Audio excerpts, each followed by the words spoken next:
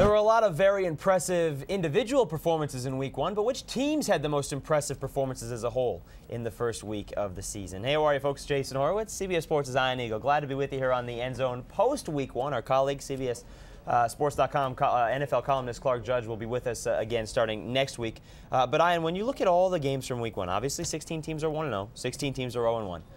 Impressive is going to have to come from the 1-0 squads. Who stands out to you? I would say Philadelphia right out of the gate, just because of the explosion on offense, the curiosity as to how Philly would respond coming off the distraction of the offseason, Michael Vick. We know what happened physically to Donovan McNabb, but even with that said, to me, Philadelphia really pops off the page. Atlanta, San Francisco, the Jets, for different reasons. Atlanta, the fact that they did it against a playoff team from last year, and the balance that they have found in such a short period of time with this new regime.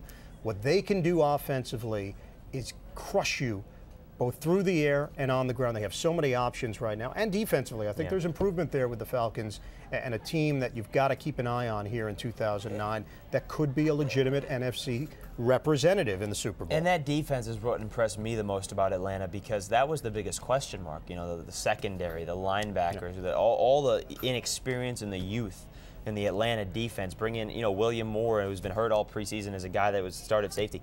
They caused 4 turnovers from a Miami team that last year only turned it over 13 times the whole season. That Atlanta defense was stellar. But I want to ask you about the Jets, because you covered the Jets all preseason. You did all the preseason games.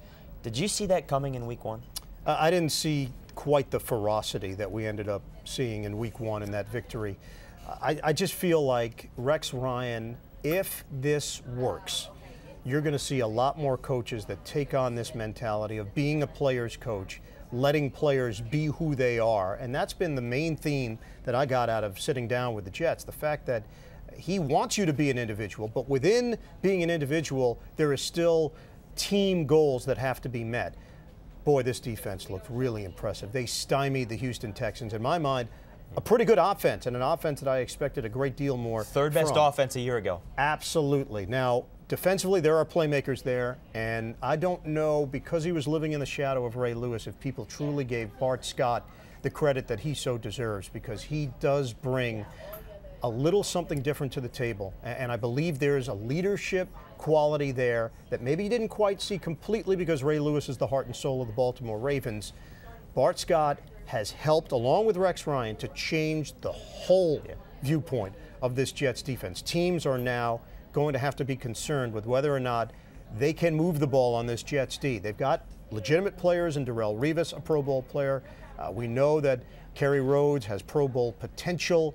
And on that defensive line, now let's face it, Chris Jenkins is a massive human being, and you can't move him.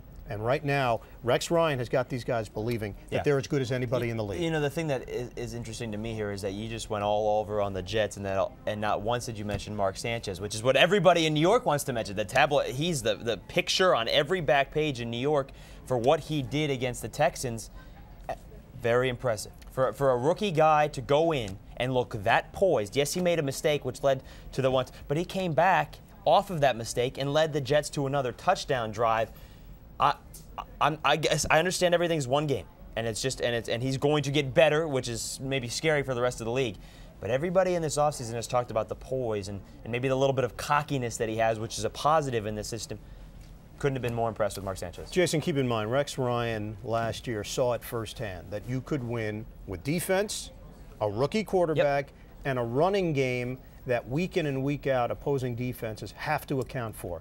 He believes that he has that same formula that Baltimore had a year ago with the Jets now. With Thomas Jones, Leon Washington, change of pace back, home run hitter.